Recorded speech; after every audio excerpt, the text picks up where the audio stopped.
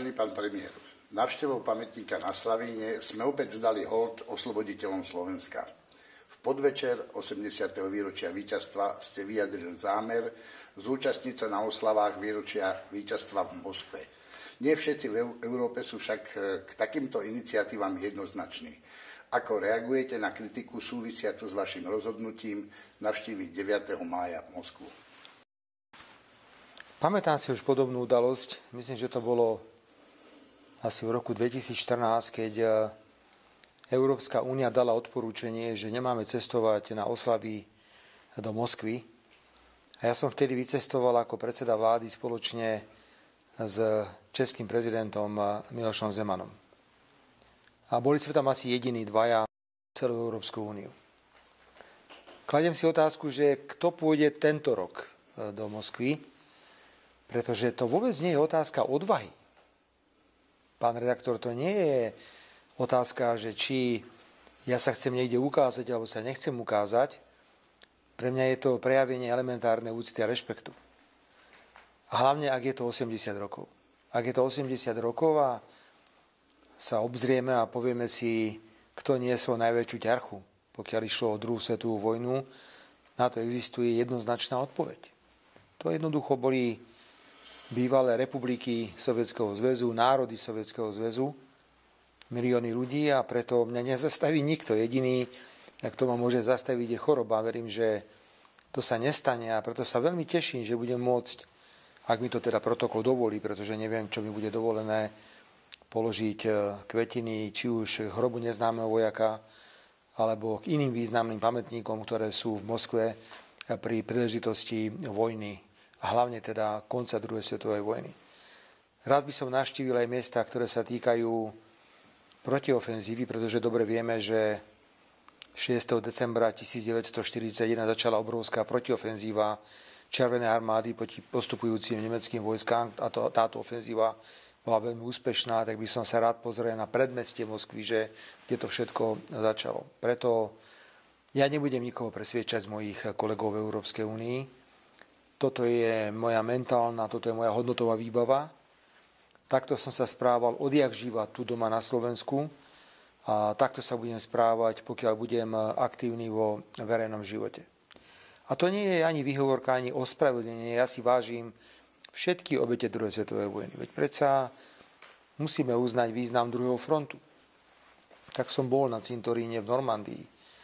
Musíme uznať príspevok Američanov v Tichom a nakoniec aj pri otvorení druhého frontu. Rád by som uznal aj príspevok slovenských vojakov v britských vojskách, hlavne v letectve kráľovskom. Aj tam teda by som rád išiel a položil by som kvetiny k niektorým našim pilotom. Ale toto je súboj našou historickú pamäť. Ak niekto bude spochybňovať, že to bol bývalý Sovietsky zväz, slávna armáda, národy bývalého Sovietskeho zväzu, tak robí obrovskú chybu. A ja túto chybu robiť aj nebudem. Nebude to vaša prvá cesta do Moskvy v poslednom čase. V decembri 2024 ste sa stretli s ruským prezidentom Vladimírom Putinom, aby ste rokovali o dodávkach plynu. Podarilo sa vám to potom, čo Ukrajina jednoznačne zastavila tranzit plynu do Európy, nájsť s Kyjevom spoločnú reč? Bola veľmi milá návšteva, poviem, pokiaľ ide o Moskvu v decembri, pretože ja som bol na mojej súkromnej ceste a prechádzal som cez Moskvu a preto som veľmi privítal a poďakoval administratíve ruského prezidenta, že má možnosť sa s pánom prezidentom stretnúť.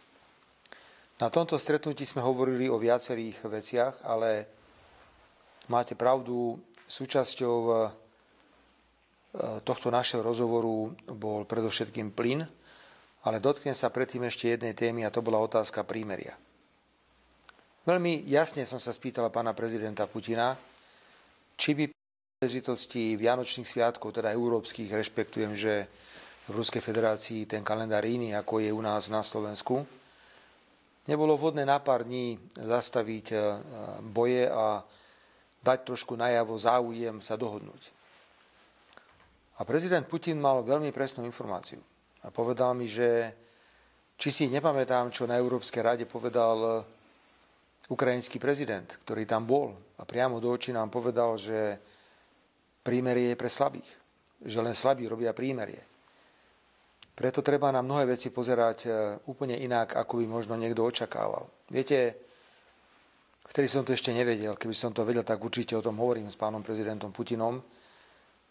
Ale len nedávno Európsky súd pre ľudské práva vydal neuveriteľne dôležité, ktoré sa týka Ukrajiny, kde Európsky súd konštatuje, že Ukrajina ako štát porušil ľudské práva ľudí, ktorým nebola poskytnutá žiadna pomoc v Odese, keď 42 ľudí zhorelo v odborovom dome. A to boli proruskí sympatizanti, ktorí boli napadnutí protiruskými protestujúcimi. Preto treba vidieť celý ten konflikt v nejakom historickom svetle, v svetle nejakých udalostí. A práve toto rozhodnutie Európskeho súdu pre ľudské práva by som dával každému do pozornosti, aby vedeli, čo sa dialo na Ukrajine v roku 2014. Lebo teraz hovorím udalosti, ktorá sa stala 2. mája 2014 v Odese. Plyn. To je niečo, za čo by dať anticenu ukrajinskému prezidentovi, pretože on poškodil Slovensko, poškodil celú Európu.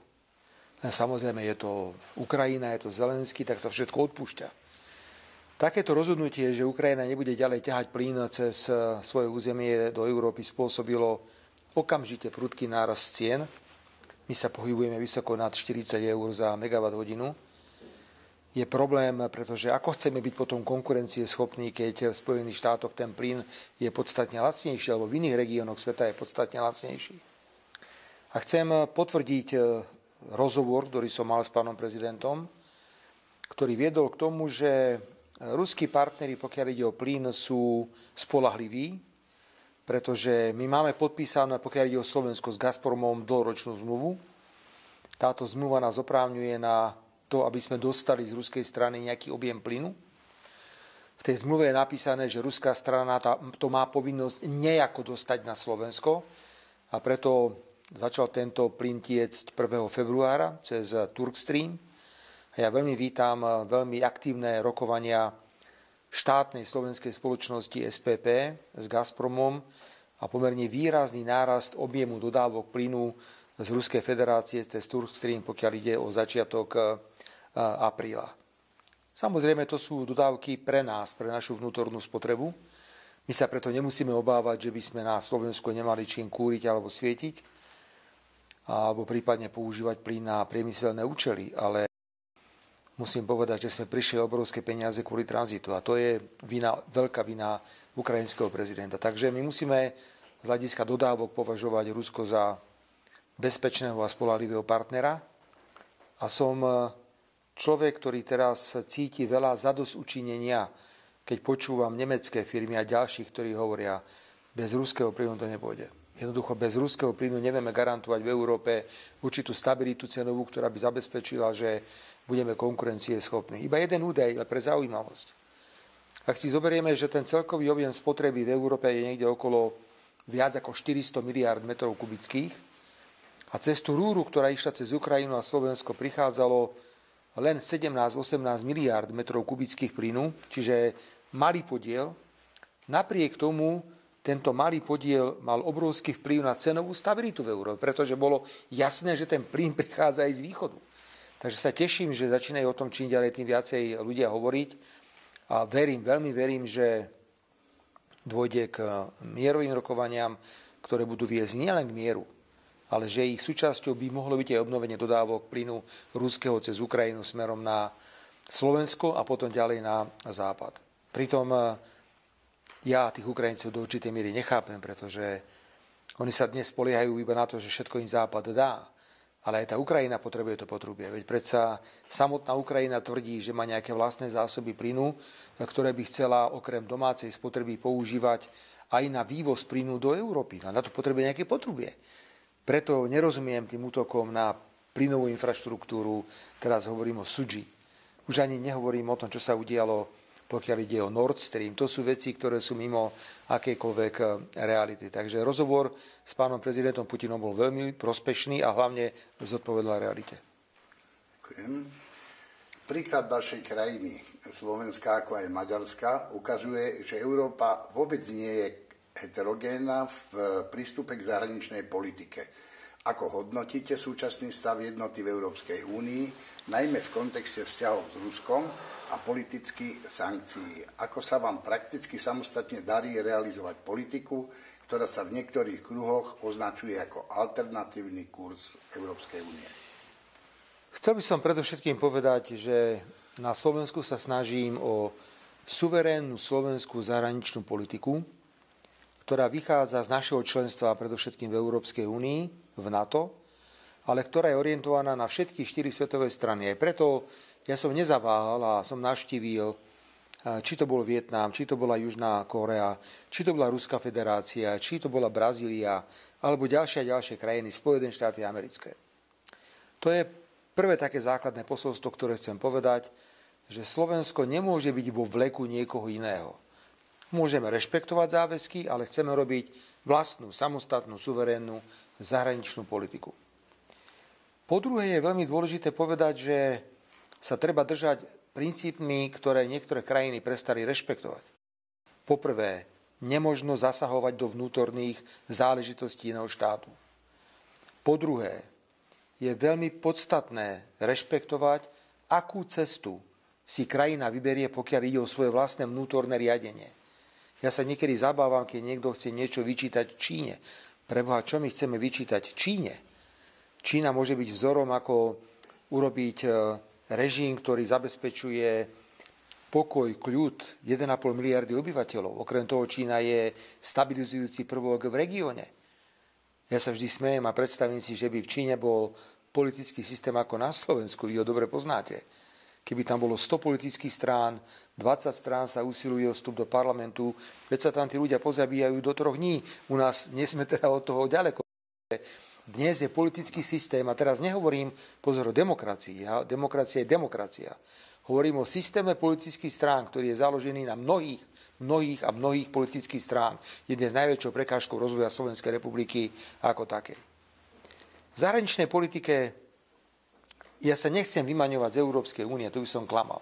Európska únia je pre Slovensko životne dôležitá a členstvo v Európskej únii bolo pre nás veľmi, veľmi prospešné. To uzná každý, kto porovná, ako sa naša krajina rozvíjala. Ale vidím tu 2 obrovské riziká. Prvé riziko je, že začal sa presadzovať tvrdo, surovo v Európskej únii princíp jedného jediného povinného názoru. Ak máte iný názor, tak najprv vás sa snažili ignorovať, potom sa vás snažili izolovať a teraz prichádza 3. etapa trestania za iný názor. Po druhé je obrovskou chybou Európskej únie, že vôbec pripúšťa teraz diskusiu na tému, že v niektorých zásadných otázkach európskej politiky už nebude platiť jednomyseľnosť, teda že všetkých 27 krajín sa musí dohodnúť. Vtedy to rozhodnutie má silu, vtedy má význam. Vraj by mala stačiť kvalifikovaná väčšina. A potom na čo byť v Európskej únii? To nám rozhodnú Nemci s Francúzmi, čo máme robiť. To nie je suverénna slovenská zahraničná politika. A v tomto duchu sa chcem vyjadriť k našim priateľom a susedom v Maďarsku. Maďarsko je samostatná, suverénna krajina s bohatou históriou, krajina s veľmi citlivými vzťahmi k nám, pokiaľ ide o minulosť. Ale ja som sa rozhodol s Viktorom Orbánom, že dáme obrovské množstvo energie do dobrých vzájomných vzťahov, to sa nám podarilo. Slovensko a Maďarsko sú dnes dve susedné krajiny, ktoré si užívajú mimoriadne priateľské susedské vzťahy, ktoré sú okrem iného založené na dobrých osobných vzťahoch premiérov, teda mňa a premiéra Maďarska Viktora Orbána. Poviem to veľmi presne a jasne. Ak Viktor Orbán bude robiť vo svojej vnútornej politike to, čo slúbil svojim voličom a na čom vyhral parlamentné voľby, nikto nemá právo ho kritizovať. Lebo presne každý vedel, s čím išiel do volieb a na čom tie voľby vyhral a ten mandát dostal. Po druhé, je to suverénna krajina. Ak má suverénne pohľady na niektoré tézy zahraničnej politiky alebo medzinárodnej politiky, veď to rešpektujme. Tak sa teraz snažíme toho Viktora presvedčiť, že to má byť inak. Ale nie, ako náhle niečo povie iné, okamžite je tu tendencia ho trestať.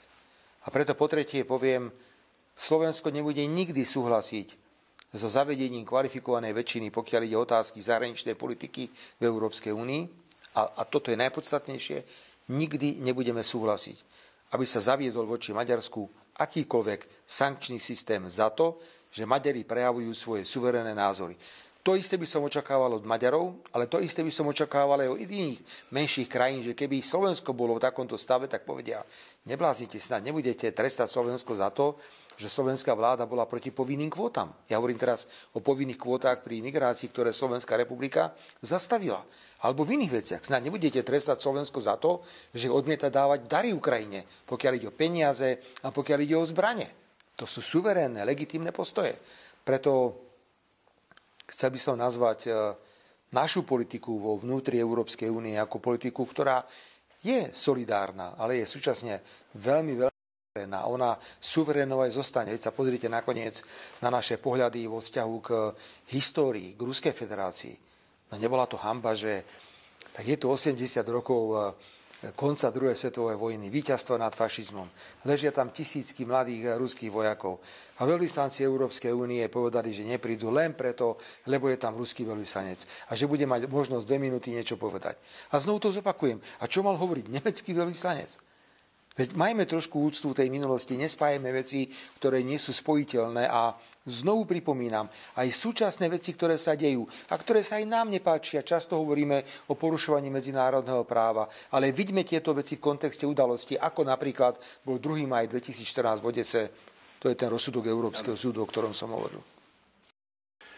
Odmietli ste sa zúčastniť na niektorých, povedzme si otvorene, militaristických samitoch v Paríži a Londýne, na ktorých sa navrhuje vyslať na Ukrajinu vojenský personál, viac zbraní a financií. Zdôrazňujete, že sa zasadzujete za mierové riešenie konfliktov. Ako hodnotíte priame rozhovory medzi Trumpom a Putinom? Dá sa povedať, že Európa tým, že nie je za týmto rokovacím stolom, len hádže polena pod nohy? Ja držím palce, takto držím palce aj prezidentovi Trumpovi, aj prezidentovi Putinovi, aby čo najrýchlejšie vyriešili problém, pokiaľ ide o Ukrajinu. Naozaj takto držím. Pretože mne je veľmi ľúto, keď vidím, že zomierajú Slovania. A nech je tento náš rozhovor vysielaný kdekoľvek, tak opakujem ešte raz, je mi veľmi ľúto, že dochádza k vzájomnému zabíjaniu Slovanov, pretože to má slúžiť niekomu inému. To je celý ten problém, že Ukrajina doteraz ako keby nepochopila, že bola zneužitá, pokiaľ ide o geopolitické súboje. Preto treba si uvedomiť, ako vlastne vníma hlavne prezident Trump Európsku úniu. Je evidentné, že prezident Trump túto inštitúciu neuznáva. On dáva skôr prednosť bilaterálnym rokovaniam s veľkými krajinami, ako je Španielsko, Francúzsko alebo Nemecko, ale inštitúcie Európskej únie, Európsku úniu ako takú neuznáva. Aj preto, to je pravdepodobne dôvod, prečo nie je príliš nadšený tým, aby Európska únia sedela za jedným rokovacím stolom, je o mierové rokovania. Ale je tu druhý moment, ktorý je ešte dôležitejší. Chápem, že môžeme byť v Európe trošku vyrušení z vyhlásení novej americkej administratívy, že nebude už niesť zodpovednosť za bezpečnosť Európy. A to nás nutí rozmýšľať v Európe, dobre, ako zvýšime svoju obrannú schopnosť. Ale toto, čo sa deje, to nie je zvyšovanie obrannnej schopnosti, to je 800 miliárd plánovaných eur do vyzbrojenia Európy a my si musíme v našich mysliach klásť jednoduchú otázku, a to sa pre Boha na akú vojnu pripravujeme? S kým sa chceme akože pomeriť? Do čoho chceme ísť? Preto ja budem v týchto otázkach veľmi otvorený a budem sa pýtať, že dobre, tak potom ale na úkor čoho to bude? Bude to životné úrovne ľudí? Na úkor čoho budeme dávať dohromady tých 800 miliárd? Nemali by si krajiny stanovovať vlastné ciele, pokiaľ ide o zvyšovanie obranných schopností. Preto sústreďme sa prosím teraz na úspešné rokovania medzi Spojenými štátmi, Ruskou federáciou, samozrejme so zapájaním Ukrajiny, lebo však bez Ukrajiny to nepôjde, aby sme čo najrýchlejšie dosiahli mierové výsledky. Mňa to zaujíma aj z pohľadu obnovenia hospodárskych vzťahov s Ruskou federáciou, veď Ja nemusím si nič vymýšľať. Ja už od samého začiatku konfliktu hovorím, že príde okamih, kedy musíme štandardizovať vzťahy s Ruskou federáciou. Už teraz hovoria nemecké firmy, americké firmy, že majú záujem obnoviť kontakty s touto krajinou. Máme záujem na tranzite plynu, na dodávkach energií z Ruskej federácie. Preto som veľmi nervózny z tohto vyzbrojovania Európskej únie a podľa mňa asi stojí za to sa aj spýtať slovenskej verejnosti. Počúvajte, ste s tým v poriadku? Je to tak? Je to správne, že teraz platíme 2% z našeho rozpočtu na obranu, alebo teda 2% z hrubého domáceho produktu? Máme platiť 3%, 4%, 5%? Čo sa zmení na bezpečnosti našej krajiny, keď budeme mať o 3 lietadla viacej? Teraz sa pravdepodobne v Spojených štátoch a v Ruskej federácii musia chytať za brucho, lebo pre nás je to strategická vec, že či máme mať 15 alebo 20 lietadiel. Celá krajina. No, čo to znamená z pohľadu, Číny? Čo to znamená z pohľadu Japonska? Čo to znamená z pohľadu Južnej Kórey, Severnej Kórey alebo Vietnamu? No nič. Preto tá nervozita začína byť čím ďalej tým väčšia a asi bude správne sa oprieť o ľudí a spýtať sa ľudia, povedzte, čo si o tom myslíte, pretože, viete, ja prídem niekedy na rokovania, niečo poviem a vy ste malé krajina, vy malé krajiny, buďte ticho, to my veľký povieme, ako to bude. Toto je cesta do pekla. Áno. Aký je postoj Slovenska k vojenským iniciatívam v rámci Európskej únie a NATO? Sú všetky najnovšie vojenské impulsy blokované a počúvajú sa hlasy Slovenska a ďalších nesúhlasujúcich krajín Európskej únie? Vrátim sa k tej pôvodnej odpovedi. To vyzbrojovanie Európskej únie, hoci ja uznávam, že nejaká miera zvýšenia obrannej schopnosti musí byť, ak by Spojené štáty opustili európsky kontinent, že toto je téma, ktorá môže u takých partnerov, ako sú Spojené štáty, vyvolávať dojem, že veď Európa nechce koniec vojny na Ukrajine. A samotná Európa, niektoré európske štáty hovoria, prebereme na seba celú zodpovednosť financovania vojny na Ukrajine, pošleme tam vojakov, potrebujú viacej zbrania, neviem čo všetkého. Tak ak rokujete o miery a chcete mať mier a popri tom máte mať partnera, ktorý hovorí o vojne, lebo Únia hovorí o vojne, až teraz ako keby sa vrátila k retorike mierovej len preto, lebo začali mierové rokovania. Keby tie mierové rokovania neboli, tak mier je zakázané slovo v rámci Európskej únie. Preto je pravdepodobne jedna aj druhá strana, americká aj ruská, skeptická, pokiaľ ide o úlohu Európskej únie a to ma do určitej miery mrzí, pretože Európa mala mať vlastný mierový plán. Európa so svojimi kapacitami nemala pozerať na administratívu, že čo Biden chce alebo nechce, pokiaľ ide o Ukrajinu. A sami sme mali prísť od samého začiatku a mali sme od samého začiatku tlačiť na Ruskú federáciu, na Ukrajinu. Poďme sa dohodnúť, poďme nájsť nejaký mierový plán, ktorý by každému vyhovoval. Nemá Európa dobrý imič teraz. Ja som z toho trochu šokovaný, že každý by povedal, to je región, ktorý si užíval 80 rokov nádhernej slobody, kde sa fantasticky žilo a stále sa perfektne žije v Európe. Teraz hovorím o Európe ako takej. A zrazu znovu máte nejakých jastrabov, ktorí rozmýšľajú, ako čo najviac rakiet nakúpiť, lietadiel postaviť a voči niekomu sa stavať. Myslím si, že toto je cesta, ktorou by sa Európa nemala vydávať. Áno. Opakovane ste kritizovali protiruské sankcie a označili ich za neúčinné a škodlivé pre európske hospodárstvo. Aké argumenty uvádzate svojim európskym kolegom v prospech ich zrušenia? Sankcie, zoberte si Kubu. Nie je Kube tak strašne ľúto. To je krajina, ktorá nikomu neublížila. A len preto, že je a že vytrvala, tak je dnes predmetom sankčných programov. Dobre, ak na malú krajinu uvalíte nejaké sankcie, tak spôsobíte veľké ťažkosti ľuďom. A to na tej Kube je vidno. A preto považujem tieto sankcie voči Kube za nehumánne. Ľudia by sa mali sami rozhodnúť, aký chcú režim vo vlastnej krajine a nie, že budeme režim vždy importovať do danej krajiny podľa predstav veľkých politických zoskupení. Rusko je ale iné sústo. Viete, voči Ruskej federácii dať sankcie, to neznamená, že tá krajina klakne na kolená. Nehovoriac o tom, že kto trošku pozná Rusov, tak sú mimoriadne vynaliezaví. Vedia si pomôcť. Ja sa domnievam dokonca, a máme k tomu aj analýzy, že sankčné systémy v niektorých momentoch zvýšili sebestačnosť Ruskej federácie, že aj tam, kde Rusko, keďže malo príjmy z predaja surovín, nakupovalo vonku technológie, je teraz nútené sa sústrediť doma na výrobu týchto technológií. Možno niekto povie, že to nie je také pekné a tak 1000% kvalitné, ako to niekde je, kde sa to už vyrába 50 rokov, ale splní to jednoducho svoj účel. Ja nechcem teraz zaťažovať tento rozhovor, ale bol som na návšteve medzi americkými kozmonautmi a dali mi pero do ruky. A to pero bolo guličkové. A tvrdili mi, že to je perfektný vynález, lebo vraj píše v bezťažovom stave to pero a vynaložili na to nejaký zdroj peňazí, aby teda mali pero, ktoré v bezťažovom stave dokáže písať. A potom bol v Moskve na podobnom stretnutí a ja som nevedel, ja som to povedal, že viete čo, mám také malé pero, veľmi pekné od Američanov, ktoré vraj píše v bezťažovom stave. Oni na mňa pozerajú, hovoria, no ale my používame karandáš, my používame ceruzku, čiže nepotrebujeme vyrábať perá. Tak to len vidno, že tá vynaliezavosť, ak je toto historka, ak je to nepravdivá historka, sa ospravedlňujem, ale takto mi to bolo povedané.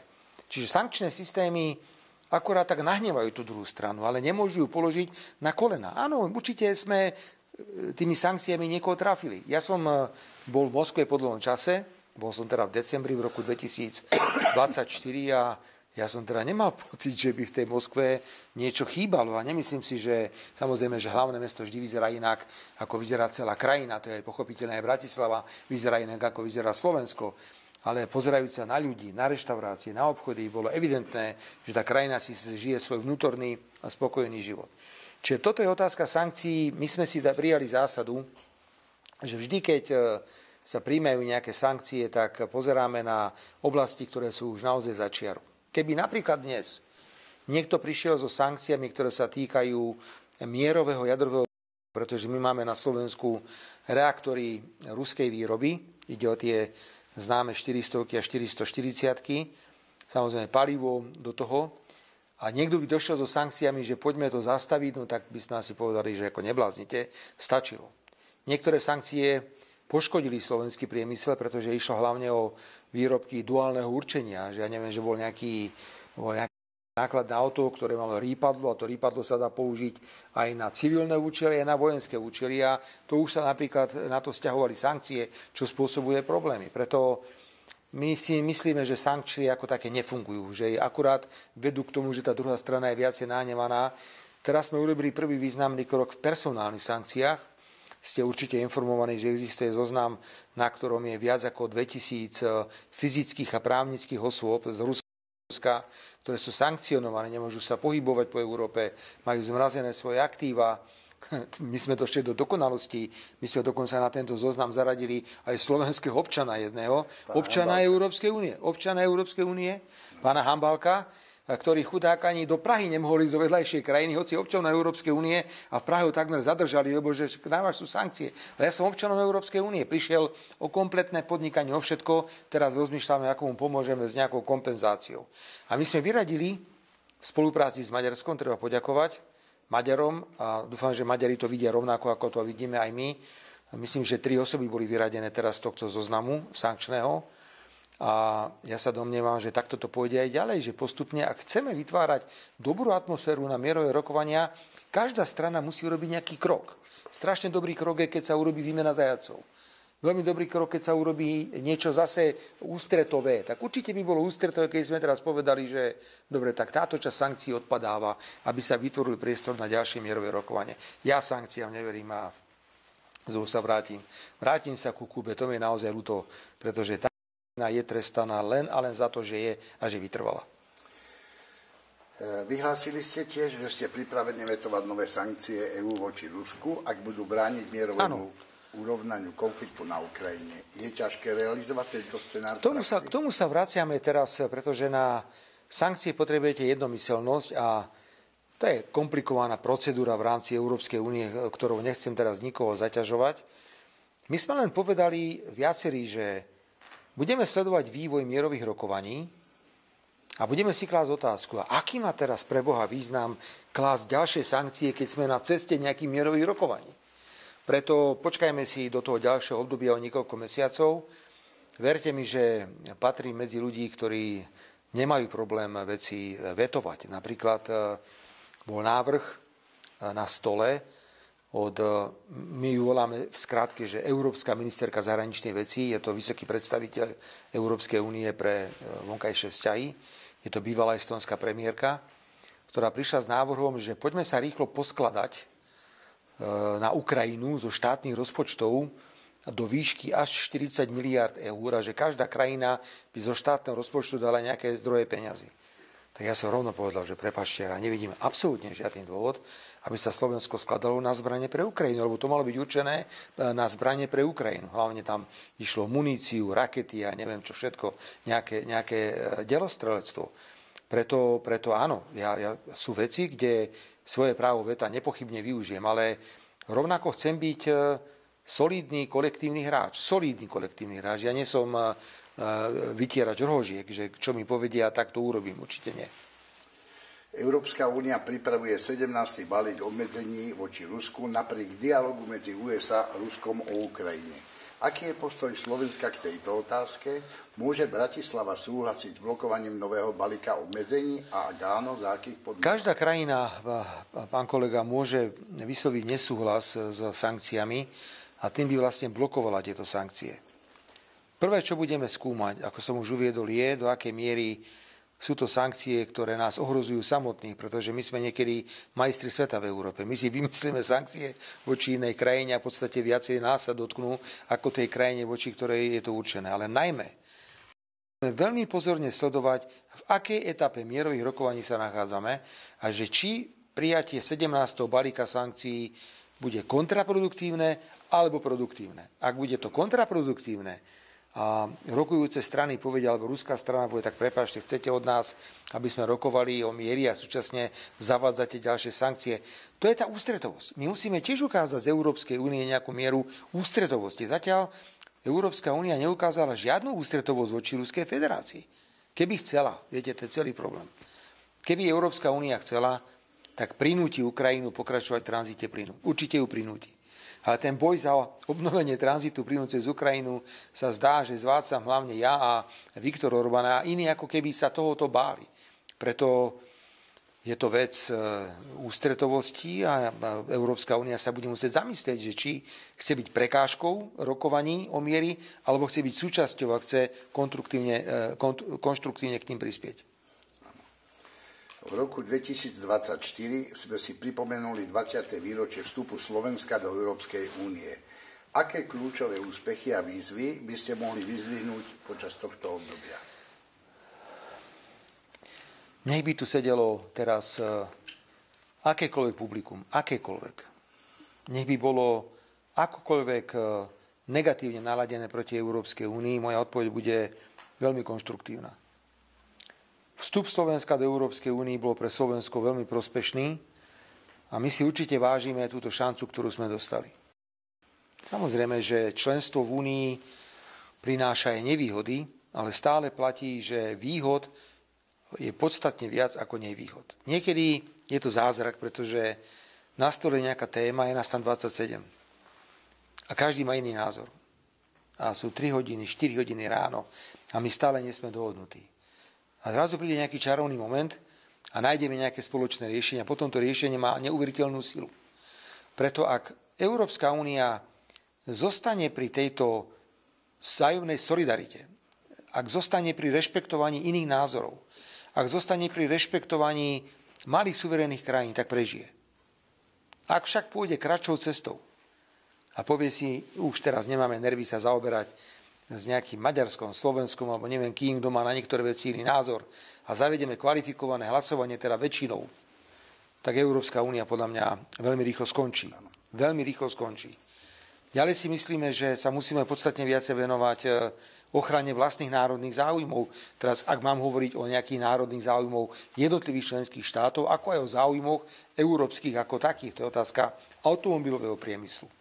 To je samozrejme otázka, pokiaľ ide o ceny energií, pretože už som v tejto relácii povedal, že porovnávať sa s cenami energií v Spojených štátoch v Číne a v Európe je nemožné. Takže ja si myslím, že to bolo dobré rozhodnutie v roku 2004, pred 20 rokmi, ale zdvíham prst, pretože vidím veľa varovných signálov, ktoré môžu dostať Európsku úniu do veľmi silného vnútorného pnutia.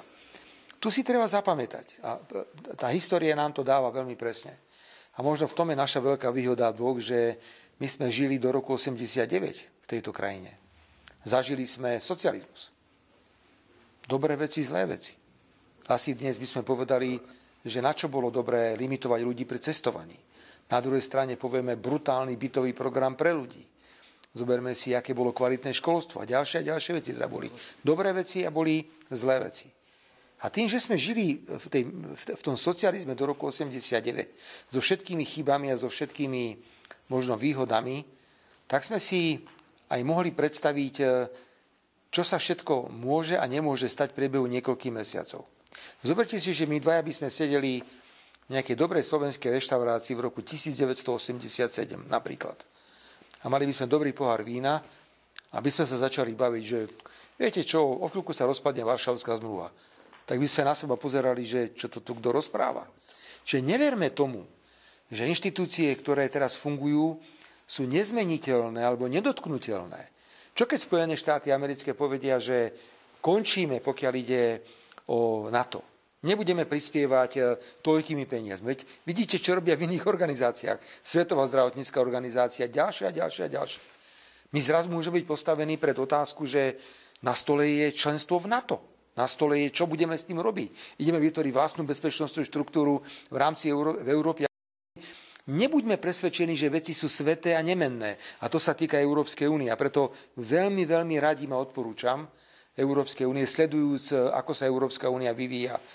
Chráňme si hodnoty, na ktorých Európska únia vznikla. To bol mierový projekt, teraz je to vojenský projekt.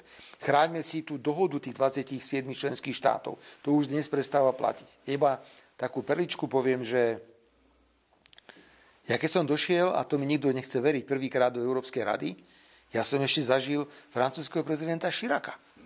A odtedy boli samozrejme ďalší. Minule som to spomínal, keď sme hovorili s pánom prezidentom Macronom. On mi neveril, ty si nemohol zažiť. Zažil som. V roku 2006 tam ešte pár mesiacov bol. Tak áno. Vrátim sa tam, kde sme začali rozhovor. Snažite sa nestratiť historické väzby medzi Západom a Východom. Slovensko a Rusko majú množstvo spoločných projektov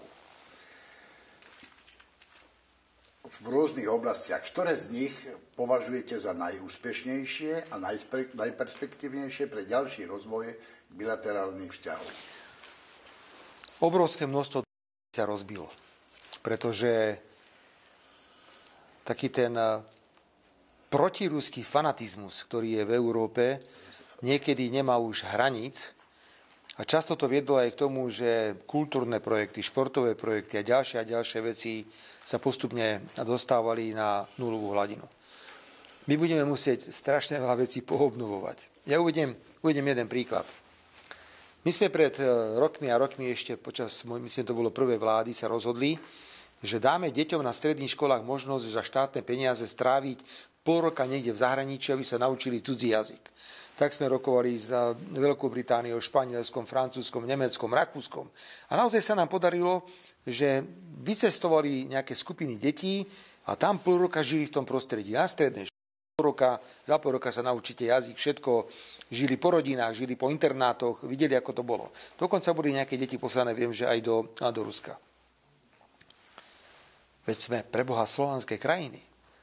Našim záujmom by malo poznávať nielen ten západ, my ho chceme poznávať a chceme byť súčasťou moderného západu, ale tu sú historické vzťahy, ktoré by som nikdy nehodil iba tak za chrbát. Čiže kultúra, slovanstvo, viete, a ne přichyl k tomu tam se dubiskujem, zdoruje zhoubným, až dosaváde času, veď sláví cére, to bolo povedané veľmi presne. Napriek tomu, že ja som človek, ktorý si myslí, že Európska únia má svoju veľkú perspektívu, mala by pokračovať, ale nebude možné budovať normálny, moderný a pokojný svet bez toho, aby krajiny nemali normálne, priateľské a štandardné vzťahy s Ruskou federáciou. A ja sa o to usilujem.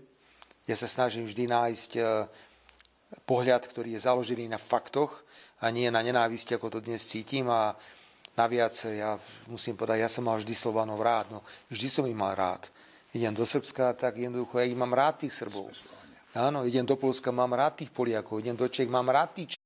Idem do Ruska, mám rád tých Rusov, čo je celkom prirodzené, lebo sme Slovania. A nech mi teraz odpustia všetci Slovania, ktorých som nespomenul, od, ja neviem, Slovincov, Chorvátov až po Bulharov. Áno. Predtým ste vyhlásili, že Bratislava bude vytvárať tlak na Ukrajinu s cieľom obnoviť tranzit plynu z Ruska. Vedie Bratislava dialog s Kievom? Bude Slovensko pokračovať vo vytváraní tlaku na ukrajinské orgány?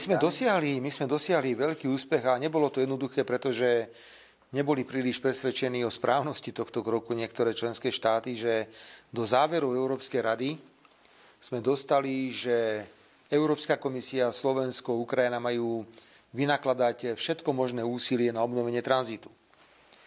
Viete, že Ukrajina je krajina prezidentský systém a prezident Zelenský tam zohráva rozhodujúcu úlohu.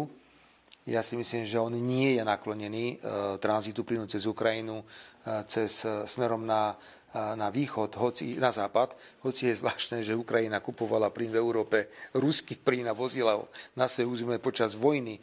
Nám vyčítali, že keď budeme kupovať ruský plyn, vraj podporujeme ruskú vojnovú mašinériu proti Ukrajine. A Ukrajina kupovala v Európe ruský plyn, platila za ruský plyn, čiže krajina, ktorá je vo vojne s Ruskom, platila vlastne Rusku peniaze za plyn, ktorý tam dostávali. My vytvárame tlak a tam vidím 2 alebo 3 momenty. Poprvé, musíme vychádzať z toho, že tento tranzit potrebuje Európa ako soľ kvôli cenám a stabilite. Tento tranzit potrebuje nepochybne Ukrajina, pretože na tranzite plynu cez Ukrajinu prichádza Ukrajina ročne 800 až 900 miliónov eur na tranzitných poplatkoch, čo je pomerne veľký peniaz. Poďalšie, samotná Ukrajina bude chcieť vyvážať plyn smerom na západ. A ja verím, že to bude súčasťou rokovaní a Rusko je dobrý obchodník, ak bude možnosť vyvážať plyn, veď Rusko je druhý najväčší vývozca skvapalneného plynu do západnej Európy. A tu je tá veľká morálka západných krajín, ktoré hovoria, vy Slováci vy nemôžete tranzitovať ruský plyn, lebo to je nepekné. A druhý najväčší dodávateľ skvapalneného plynu do západnej Európy je Ruská federácia, takže vidíme tam obrovské množstvo takého pokrytectva. Preto ja verím, že úsilie, ktoré neustále vynakladajú, boli opakovane na Európskej komisii, rokovali s príslušným komisárom. Tlačíme. Teším sa z toho, že došlo k zvýšeniu objemu dodávok pre vnútornú domácu spotrebu cez Turkstream. To je naozaj výrazné navýšenie. Ak to porovnám medzi 1. februárom a 1. aprílom, 2. aprílom, to navýšenie je veľmi významné. Ale my potrebujeme tranzitovať. Nielen kvôli našim poplatkom, o ktoré prichádzame. My potrebujeme tranzitovať kvôli tomu, aby Európa mala plyn aj z východu. Vtedy môže nastať cenová stabilita. Aký je váš postoj k programu Európskej únie na vyzbrojovanie, ktorá navrhla Ursula von der Leyenová? Plánuje sa Slovensko usilovať o obmedzenie výdavkov v rámci tohto programu? Dnes sme už o tom pomerne veľa hovorili. Dodám len, že je to návrh, ktorý má reagovať na to, že Spojené štáty americké chcú znižovať svoju prítomnosť v Európe a hovoria Európe, starajte sa sami o svoju bezpečnosť. Pokiaľ by išlo reakciu na znižovanie prítomnosti amerických vojsk a vyhlásenie, že starajte sa o svoju bezpečnosť, dobre, môžeme sa o tom rozprávať, ale ja mám skôr taký pocit, že niekto zase vidí niečo iné, že ako keby sme sa mali pripravovať na nejakú vojnu, čo je mimoriadne nebezpečné. Preto ja budem do toho vnášať racionálne pohľady. Slovenská republika nemôže na úkor ľudí teraz za životné úrovne kupovať rakety, alebo ja neviem čo. Ja som to povedal aj na Slavíne, že no dobre, tak kúpime o 3 rakety viac, alebo o 3 stíhačky viac, tak potom nech idú tí, ktorí nás to prinútia kúpiť na východné Slovensko a nech vysvetľujú ľuďom, že no, nebudete mať ani vodovod, ani kanalizáciu, lebo sme museli kúpiť o 2 rakety viacej, ktoré neviem, na koho hodíme potom na konci dňa. Takže my do toho dáme racionálny prístup. Nechcem povedať, že slovenská armáda potrebuje slovenská armáda modernizáciu. Sám dobre viete, že skoro všetko funkčné predchádzajúca vláda, ktorá tu bola, odovzdala na Ukrajinu. A ja nepoviem žiadne tajomstvo. My dnes nemáme chránené v podstate ani atomové elektrárne, pretože systém protivzdušnej obrany, lietadla MiG-29, obrovské množstvo munície a ďalších vecí zadarmo predchádzajúca vláda odovzdala na Ukrajinu. Obchodný obrad medzi Ruskom a Slovenskom v roku 2023 predstavoval 4,5 miliardy eur. Vidí Slovensko príležitosť na jeho zvýšenie? Ako hodnotíte hospodárske škody, ktoré Slovensku spôsobia sankcie Európskej únie od roku 2022? Tie sankcie, ktoré sme tiež už spomínali, mali niekedy individuálny dopad na individuálne firmy. Ja teraz nechcem hovoriť o celoplošnom dopade na Slovensko ako také, ale uvedomte si, historické väzby. Jazyk, ktorý pomerne rýchlo dokážete sa naučiť. Nenaučíte sa ho nikdy 100%, ale môžete mu rozumieť a ste dokonca schopní aj čítať. My máme ešte tú výhodu, že sme mali ruský jazyk, takže minimálne, keď vidím napísané niečo po rusky, tak viem, že to je míru mír a nie mupi mup, ako povedia niektorí Slováci. Preto kapacita, perspektíva vzájomných slovensko-ruských a rusko-slovenských vzťahov je obrovská. Je absolútne obrovská. A prosím, moje správanie sa k Ruskej federácii, k Rusku ako také nie je vypočítavé. Jednoducho ja verím, že to, čo robím, je správne. Že verím to, čo robím, ako sa správam v zahraničnej politike, je dobré pre túto krajinu. A preto sa budem snažiť, aby sme dobré vzťahy, ktoré sa, hoci je to veľmi náročné v týchto dobách, udržať dobré vzťahy je náročné. Že ich zužitkujeme. Veď ste to videli na tom Slavíne. Na tom Slavíne to bol typický príklad. Oni vám povedia, že neprídeme, lebo ruský veľvyslanec bude 3 minúty rozprávať. Čiže nie je to jednoduché, lebo my žijeme v Európskej únii a chceme tu žiť. Ja sa skôr snažím vysvetľovať aj tým veľvyslancom, nebláznite, veď to je cesta do pekla. Tak či tak tam znovu, keď sa tam otvoria dvere, všetci tam budete utekať. Ako budete vyzerať? Jeden deň chcete s nimi bojovať, hovoríte, že treba ich dostať na kolená, že ich treba poraziť. A keď všetko skončí a bude mier, všetci tam znovu budete utekať a budete tam robiť obchod. Ja som samozrejme, že ako na to budú reagovať samotní občania Ruskej federácie. Tak asi nemoc dobre. Ako hodnotíte kroky Macrona a Starmera na vytvorenie koalície obchodných? Snažia sa Francúzsko, Nemecko alebo EÚ zasiahnuť Slovensko do takých formátov? Snažia sa získať podporu Slovenska pre myšlienku vyslania mierových síl na Ukrajinu? V tomto máme my jasno. My sme prijali veľmi jasné stanovisko, že Slovenská republika nebude dávať žiadne peniaze ani žiadne zbranie zadarmo v Ukrajine. Toto platí. A rovnako nemáme žiadny záujem vysielať vojakov na Ukrajinu. S týmto nechceme nič mať. Ak slovenskí vojaci majú byť niekde aktívni, môžu byť v medzinárodných misiách, či je to Cyprus alebo nejaké iné krajiny, prosím, ale toto je veľmi nebezpečné, pretože krajiny, ktoré sú v NATO a ktoré susedia s Ukrajinou, by sa nemali angažovať v týchto úmysloch poslať vojnové jednotky na územie Ukrajiny. To vyvoláva obrovské množstvo problémov. Po druhé, náš názor poznáte, ja si myslím, že Ukrajina by nikdy nemala byť v NATO. Ja nemôžem zabrániť ukrajinským politikom, aby vyslovovali svoju vôľu. Každá krajina si môže vybrať svoju cestu. Ak raz povedia Ukrajinci, že chcú ísť do NATO, my to musíme rešpektovať, ale to neznamená, že tam budú prijatí. Pretože členstvo Ukrajiny v NATO je tak nebezpečné pre medzinárodný mier, ako si ani nevieme predstaviť. Dnes veľkí hráči v Európskej únii si kladú otázku, že čo by malo byť najväčšou bezpečnostnou zárukou pre Ukrajinu. A začína sa objavovať čím ďalej tým viacej myšlienka, že keď na Ukrajine bude dobre živená, dobre platená a dobre vyzbrojená armáda, ktorá bude mať 100 000 vojakov. No ale to Ukrajina nezvládne. To znamená, že pripravuje sa Európa platiť celú armádu na Ukrajine. S týmto Slovenská republika nechce mať absolútne, opakujem, ale že absolútne nič spoločné. Čiže sú tu veľké krajiny, áno, oni sa nazývajú, že krajiny ochotných, alebo ako ich nazvať, ktoré sú pripravené dávať aj peniaze, aj ľudí, aj živiť možno tú ukrajinskú armádu a pozerajú sa na to inak. Aj by privítali Ukrajinu v NATO a sú krajiny, nie ich veľa, musím byť úprimný, nie ich veľa, tak ako my doteraz napríklad nechceme uznať nezávislosť Kosova, lebo máme na to racionálne dôvody. A v tom pozdravujem aj pána prezidenta Vučiča, ktorého si veľmi vážim v Srbsku, tak musíme aj v tomto prípade jednoducho povedať, že Slovensko patrí do skupiny krajín, ktoré si myslia, že žiadne NATO, žiadne členstvo v NATO Ukrajiny a že tie bezpečnostné záruky by mali vyzerať úplne inak, ako to dnes predstavuje tá krajina, alebo tá skupina krajín tzv. Ochotných, ktorí tak veľmi podporujú to zbrojenie v Európskej únii. Pán premiér, a posledná otázočka. Vo februári ste informovali o skončení vládnej krízy na Slovensku. Aká je situácia súčasne vo vládnej koalícii teraz? Postnila sa jej jednota? Vnímate nejaké pokusy o vonkajšie zasahovanie do vnútorných záležitostí Slovenska?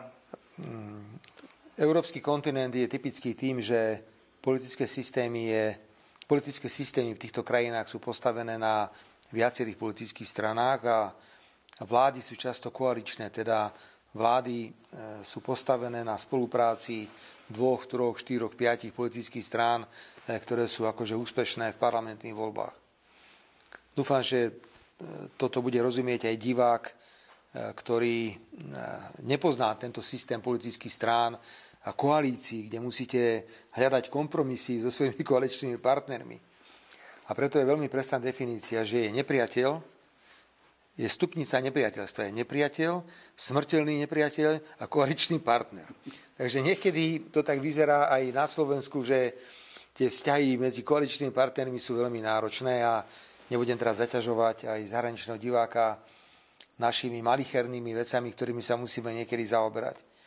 Prijal som absurdné politické rozhodnutia, ja sa k tomu hlásim, že to boli absurdné politické rozhodnutia. Tieto rozhodnutia mali prijať moji koaliční partneri. Na teraz sa zdá, že parlament ide ďalej, prijíma ďalšie rozhodnutia, ale ja nie som naivné dieťa, pretože prvýkrát som vstúpil do politiky v roku 1992, teda ťahám už 33. rok v slovenskej politike. Vyhral som 5 parlamentných volieb v divokom politickom systéme. Toto je divoký politický systém, lebo bojujete, a vy to sám poznáte, s desiatkami politických súperov. Nemám za sebou žiadne médiá. Postavil som 4 vlády, som 4-krát premiérom.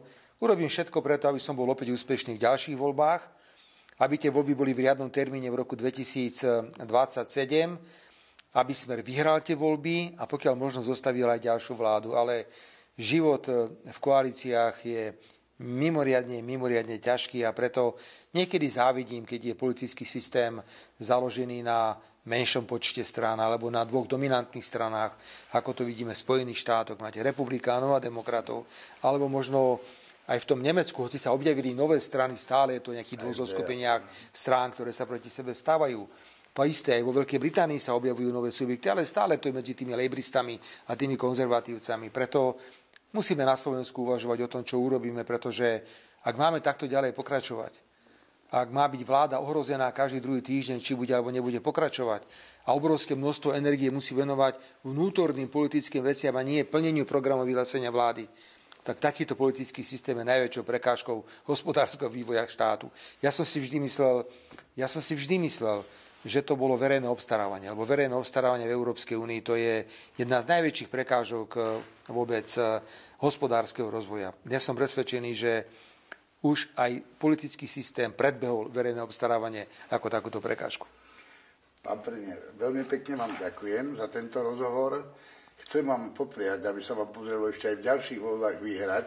A nielen vyhrať, ale aby ste našli aj toho správneho partnera, ktorý bude stať pri vás a zodpovedne bude spĺňať tie koaličné dohody bez vydierania a bez ďalších. Nezabudnite, smrteľný nepriateľ a koaličný partner. To je excelentné, toto si zapamätám. Ďakujem pekne.